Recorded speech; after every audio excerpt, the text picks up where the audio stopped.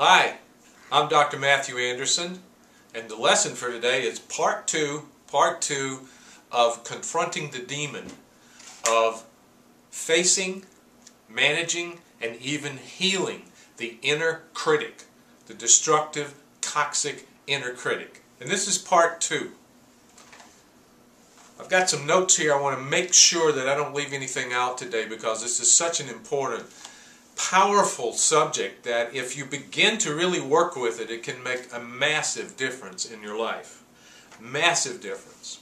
I've come to believe over the years in working with this energy, this negative, critical, self-deprecating, self-attacking voice that so many of us have in our heads, after working with it for over 20 years and actually making a lot of personal progress with it, I've come to a couple of conclusions. And one is, we have two kinds of energies that are present in us. Two kinds of energies. One is a life force that wants to move us towards health and wholeness and creativity and love and healthy, powerful self-expression. And the other energy is against life. You might even call it evil. And sometimes this inner voice, this inner critic, in a sense, I would say in a Jungian sense, becomes possessed by that energy. And when it does, it can become incredibly destructive to us.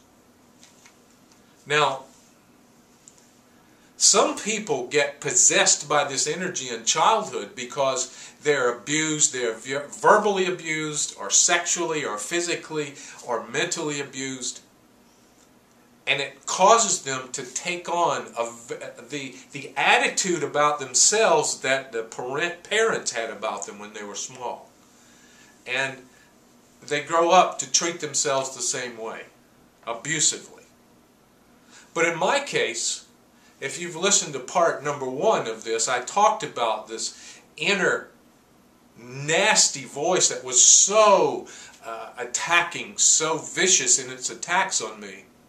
That did not come from my childhood, because I was not abused verbally. I was not abused physically. I was not mentally abused as a child.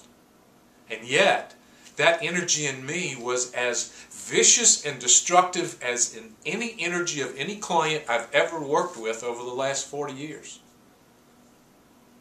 So I had to look and see, where did that come from? What's really going on here that so many people, even people like me who did not have that terribly abusive kind of childhood, how could I have gotten it? That's where I came up with the idea, and it's not unique to me, but I came up with the idea that we have two forces in us. One is a life-giving force, and one can be very, very self-destructive. So, in part two, what I want you to know, it is really important to face the fact that that voice, that energy, exists in us. And that, number one, it is not your authentic voice. It is not your voice. So many people hear that voice and believe it's true. They believe that what it's saying about you is absolutely the truth. And so once you do that, you're lost. Because you believe it tells the truth, you think it's your own voice, why shouldn't you trust it? You know what you're worth, don't you? Not if you listen to the voice you don't know, and not if you believe that it's your own voice.